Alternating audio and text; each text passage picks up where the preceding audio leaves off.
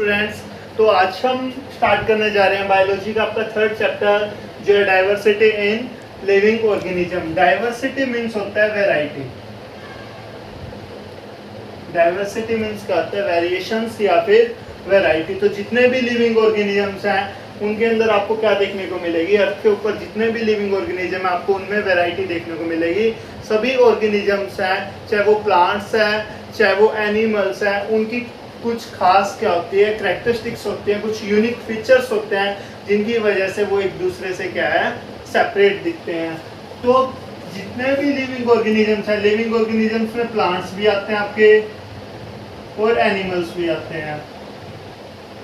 तो प्लांट्स और एनिमल्स हैं या फिर बायोलॉजिकल जितने भी लिविंग ऑर्गेनिजम्स हैं उनको आइडेंटिफाई करने के लिए कि कौन सा प्लांट का कौन सा नाम है, एनिमल्स कौन सा है, तो उनको आइडेंटिफाई करने के लिए क्या है, एक किसका यूज किया? क्लासिफिकेशन का यूज किया। क्लासिफिकेशन क्या होता है आपको पता ही है, कुछ क्लासेस में डिवाइड कर देना, कुछ कैटेगरी में डिवाइड कर देना। तो बायोलॉजिकल जितने भी ऑर्गेनिजम्स हैं, जितने भी लिविंग ऑर्गेनिजम्स हैं उनको कुछ क्लासेस में डिवाइड किया गया है। और ऐसे कुछ साइंटिस्ट हैं जैसे कि एरिस्टोटल है, कार्लस लिनियस है, एरिस्टोटल है या फिर कार्ल वोइस है, जिनके बारे में आपको इस चैप्टर में पढ़ना है, उनकी क्लासिफिकेशन के बारे में पढ़ना है। तो जो फर्स्ट सिस्टम ऑफ क्लासिफिकेशन है वो किसने दिया था, ध्यान में रखना, एरिस्टोटल ने। एरिस्टोटल ने फर्स्ट टाइम बायोलॉजिकल जितने भी लिविंग ऑर्गेनिजम्स हैं उनको डिवाइड किया था। तो एरिस्टोटल ने क्या किया, जितने भी लिविंग ऑर्गेनिजम्स हैं अर्थ के ऊपर उसको दो कैटेगरी में डिवाइड कर दिया, that is plants and animals. Plants and animals किसके बेसिस पे डिवाइड किया था कि जो चल फिर सकते हैं, जो लोकोमोशन कर सकते हैं, उन्हें उसमें किसने रखा? एनिमल्स में रख दिया। और जो मूव नहीं कर सकते, जो स्टैटिक रहते हैं, एक जगह पे फिक्स रहते हैं, उन्हें क्या, उनके अंदर किसको रखा गया? प्लांट्स। प्लांट्स में ऐसे ऑर्गेनिजम्स को रखा गया जो क्या है, स्टैटिक है, और जो मूव कर सकते हैं उन्हें एनिमल्स के अंदर रखा गया। ठीक है। तो एरिस्टोटल ने प्लांट्स को फर्दर डिवाइड किया 3 कैटेगरी में। किसके बेसिस पे? On the basis of size. Size के बेसिस पे एरिस्टोटल ने क्या किया, प्लांट्स को 3 कैटेगरी में डिवाइड किया गया, herbs, shrubs and trees. Herb, shrubs and trees. जो बिल्कुल स्मॉल साइज के होते हैं उन्हें हर्ब्स में रखा गया, जो मीडियम साइज के उन्हें श्रब्स में, और जो काफ़ी लार्ज साइज के थे उन्हें किस में रखा गया? ट्रीज में। और एनिमल्स को एरिस्टोटल ने डिवाइड किया गया on the basis of red blood sales. On the basis of red blood sales. ऐसे ऑर्गेनिजम्स जिनके अंदर रेड ब्लड सेल्स एब्सेंट होते हैं उन्हें नाम दिया एनीमा। एनीमा। एनीमा के अंदर क्या है, आरबीसी क्या होगी? एब्सेंट होगी। और ऐसे ऑर्गेनिज्म जिनका ब्लड है रेड कलर का होता है उन्हें एरिस्टोटल ने क्या नाम दिया? एनीमा। इनीमा और एनीमा। एनीमा के अंदर रेड ब्लड सेल्स एब्सेंट मिलेंगे।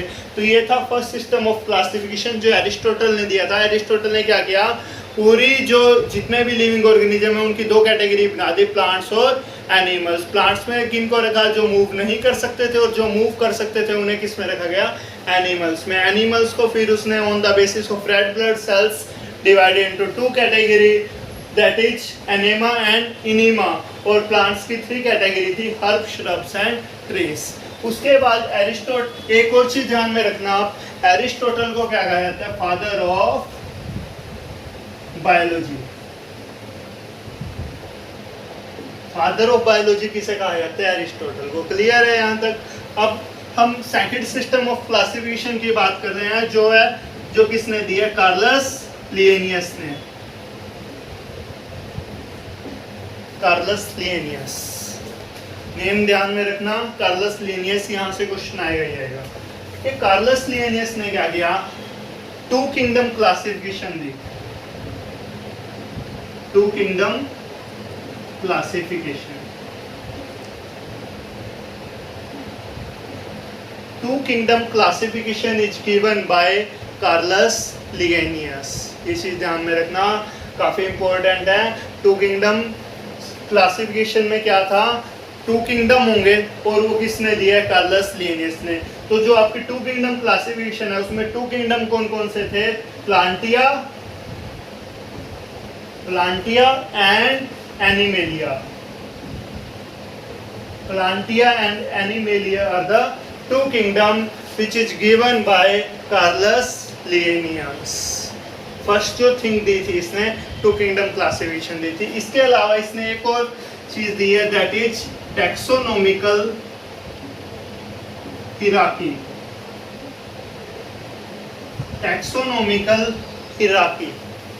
Taxonomical hierarchy is given by Carolus Linnaeus. Taxonomical hierarchy में क्या किया था उसने, टैक्सोनॉमिकल हिराकी में ना कार्लस लिगेनियस ने क्या किया, कुछ कैटेगरी बनाई थी, कुछ कैटेगरी उनके अंदर ऑर्गेनिजम्स को रखा गया था। तो टोटल जो कैटेगरी थी वो कितनी थी, 7 कैटेगरी थी। Taxonomical hierarchy which is given by Carolus Linnaeus and he made 7 category. 7 category भी बोल सकते हैं आप, 7 रैंक भी बोल सकते हैं। तो वो आपको पता होना चाहिए कौन कौन से हैं, किंगडम,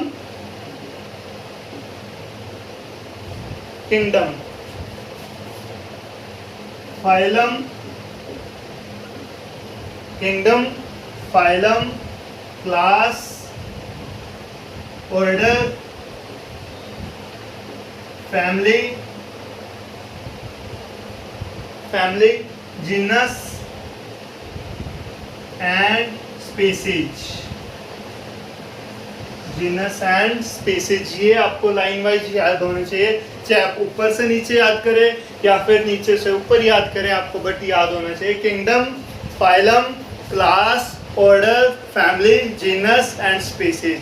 अगर आपसे पूछा जाए सबसे जो लोएस्ट कैटेगरी है वो कौन सी है, लोएस्ट रैंक कौन सा है, तो स्पीसीज। हाईएस्ट रैंक कौन सा है, किंगडम। एक चीज ध्यान में रखना, फाइलम वर्ड है वो किसके लिए यूज किया जाता है, बाकी सभी हैं 6 कैटेगरी है वो सेम रहेगी प्लांट्स और एनिमल्स के लिए, बट जो फाइलम वाला है ये फाइलम वर्ड यूज किया जाता है एनिमल्स के लिए। फाइलम वर्ड किसके लिए यूज किया जाता है, एनिमल्स के लिए। मीन्स एनिमल्स में ये जो टैक्सोनॉमिकल हिराकी है वो सेम रहने वाली है। बट अगर प्लांट्स का पूछा जाए तो प्लांट्स में फाइलम की जगह क्या होता है, डिवीजन। प्लांट्स में फाइलम की जगह क्या यूज किया जाता है, डिवीजन वर्ड यूज किया जाता है। ठीक है, तो पता होना चाहिए आपको टैक्सोनॉमिकल हिराकी के बारे में। इसमें 7 कैटेगरी थे, उनको आपको नाम पता होना चाहिए। तो 2 किंगडम क्लासिफिकेशन हो चुकी है आपकी, टैक्सोनॉमिकल हिराकी होगी। एक और चीज है जो कार्लस लिगेनियस ने दी है, वो है आपका binomial nomenclature. Binomial nomenclature. Nomenclature जहां भी आ जाए क्या मतलब होता है, उसका नेम देना। तो बायनोमियल मीन्स क्या होता है, ऐसा नेम जिसके क्या हो, 2 कंपोनेंट हो। बाई मीन्स होता है 2, तो ऐसा नेम जिनके 2 कंपोनेंट हो उसे हम क्या बोलते हैं, बायनोमियल नोमेनक्लेचर। बायनोमियल नोमेनक्लेचर किसने दिया, is given by Carolus Linnaeus. और इसमें क्या होता है, a name has 2 component, a name has 2 component. ये चीज ध्यान में रखना आप। हम कॉमन नेम की बात नहीं कर रहे हैं, कॉमन नेम तो कुछ भी हो सकता है, जैसे अपने घर में यूज करते हो मैंगो, बनाना, ठीक है, मैन, ये सब क्या है, कॉमन नेम है। बट इनके कुछ साइंटिफिक नेम होते हैं जिनके हेल्प से आप इनको क्या है, पूरे वर्ल्ड में जाना जाता है। ठीक है, तो बायनोमियल नोमेनक्लेचर में क्या है, जो भी नेम है उसके कितने कंपोनेंट होते हैं, 2 कंपोनेंट होते हैं। और कौन कौन से कंपोनेंट होते हैं, genus and species. A name has 2 component, that is genus and species। Genus and species आप पहले भी पढ़ चुके हैं, किसमें पढ़ा आपने, अभी अभी टैक्सोनॉमिकल हिराकी में। जो फर्स्ट कैटेगरी थी वो स्पीसीज है, उसके बाद क्या आ रहा, जीनस। ठीक है, तो जीनस और स्पीसीज क्या है, कोई भी नेम है उसके 2 कंपोनेंट है, species and genus. Second point जो आपने ध्यान में रखना है, when they are hand written, जब इनको आप हाथों से लिखेंगे, ठीक है, तो इनको क्या किया जाएगा, दे आर सेपरेटली अंडरलाइन। इनको क्या करेंगे आप सेपरेटली अंडरलाइन कर देंगे। जीनस को अलग से आप अंडरलाइन करेंगे, स्पीसीज को अलग से अंडरलाइन करेंगे। क्लियर है? थर्ड पॉइंट जो आपने ध्यान में रखना है वो है जो जीनस होगा, जीनस आपका किससे स्टार्ट होगा? Start with capital letter, start with capital letter and species start with small letter. Species start with small letter. अभी तक कुछ भी नहीं है कि बाइनोमियल नोमेनक्लेचर किसने दिया? कार्लस लिनियस ने दिया है। कोई भी नेम है उसके कितने कंपोनेंट होंगे? 2 कंपोनेंट होंगे, जीनस होगा और स्पीसीज होगा। जीनस को हम कैपिटल लेटर से डिनोट करेंगे, स्पीसीज को हम स्मॉल लेटर से डिनोट करेंगे, और जब हम इनको लिखेंगे तो सेपरेटली अंडरलाइन करेंगे। एंड लास्ट पॉइंट क्या है? जो नेम है वो प्रिंट होते हैं। प्रिंट कौन सी लैंग्वेज में होता है? Printed in italics language, italics language. Clear है? इटालिक्स लैंग्वेज के अंदर नेम को प्रिंट किया जाता है। तो ये था बायनोमियल नोमेनक्लेचर। एग्जांपल की हेल्प से समझते हैं हम। एक प्लांट का एग्जांपल लेंगे और एक एनिमल्स में। एनिमल्स में हम एग्जांपल ले रहे हैं मैन का। मैन क्या है? एक कॉमन नेम है। इसका अगर साइंटिफिक नेम की हम बात करें, साइंटिफिक नेम की अगर हम बात करें, जब ये प्रिंट होता है ना इनका साइंटिफिक नेम, तो कौन सी लैंग्वेज में प्रिंट होगा? इटालिक्स लैंग्वेज में। अब ऊपर वाले जो 3 रूल्स हैं, फर्स्ट, सेकंड और थर्ड, ये आपको अभी समझ में आ जाएंगे। तो मैन का जो साइंटिफिक नेम होता है वो है Homo sapiens. Homo sapiens is the scientific name of man. तो इसमें क्या है? अब पता चल गया आपको, कोई भी नेम है उसके कितने कंपोनेंट होंगे? 2 कंपोनेंट होंगे, होमो एंड सैपियंस। होमो क्या है? इसका जीनस है। सैपियंस क्या है? स्पीसीज है।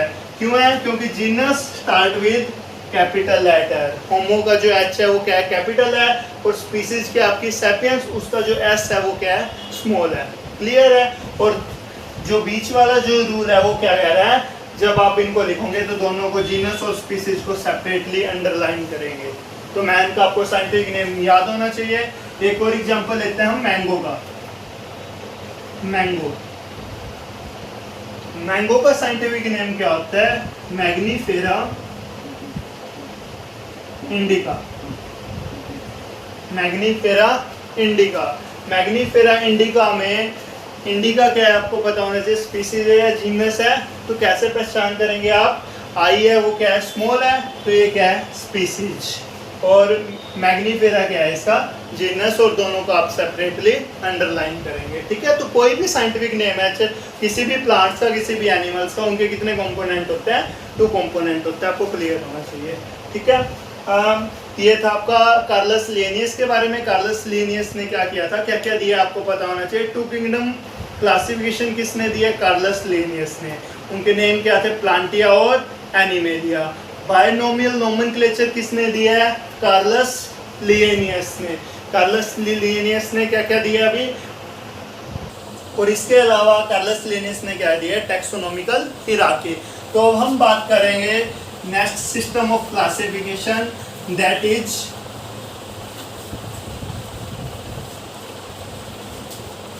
R.H. Whittaker system of classification.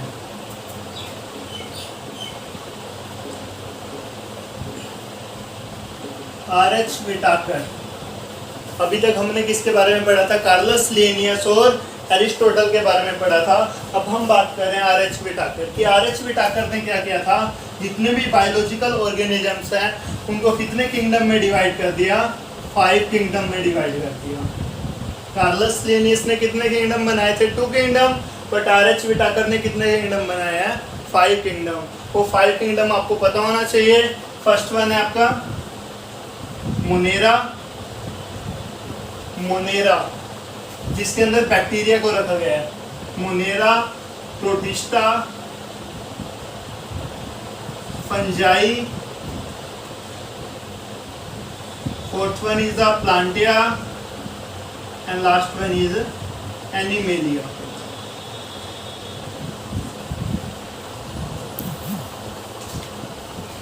तो Monera, Protista, Fungi, Plantae and Animalia 5 kingdoms हैं जो किसने दिए हैं, RH व्हिटाकर ने। ध्यान में रखना है ये मोनेरा, प्रोटिस्टा, फंजाई, प्लांटिया और एनिमेलिया काफ़ी ज़्यादा इंपॉर्टेंट है।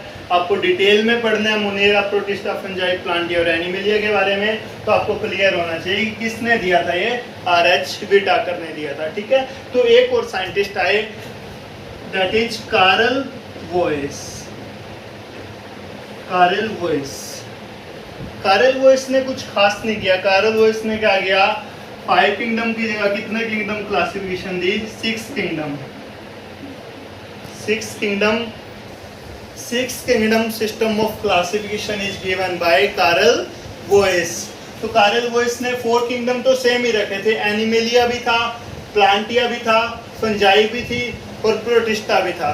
बस उसने क्या किया, मोनेरा को कितने 2 अदर किंगडम बना दिया। मोनेरा को 2 कैटेगरी में डिवाइड करके, वो क्या थी, Archaebacteria and Eubacteria. Archaebacteria and Eubacteria. और बाकी अदर 4 जो किंगडम थे वो कौन से थे आपके, protista, Fungi, Plantae and animalia. ये थी आपकी 6 किंगडम सिस्टम ऑफ क्लासिफिकेशंस। ठीक है, ये पूरा आपका किसके बारे में था, क्लासिफिकेशंस के बारे में। एरिस्टोटल के बारे में हमने पढ़ा, कार्लस लिनियस के बारे में हमने पढ़ा, RH व्हिटाकर के बारे में हमने रीड किया और कार्ल वोइस के बारे में हमने पढ़ा। तो कल हम स्टार्ट करेंगे RH व्हिटाकर सिस्टम ऑफ क्लासिफिकेशन, जिनके अंदर आपके 5 किंगडम आ रहे हैं और एक एक करके हम इनके बारे में पढ़ेंगे, मोनेरा, प्रोटिस्टा, फंजाई, प्लांटिया और एनिमेलिया के बारे में। Thank you.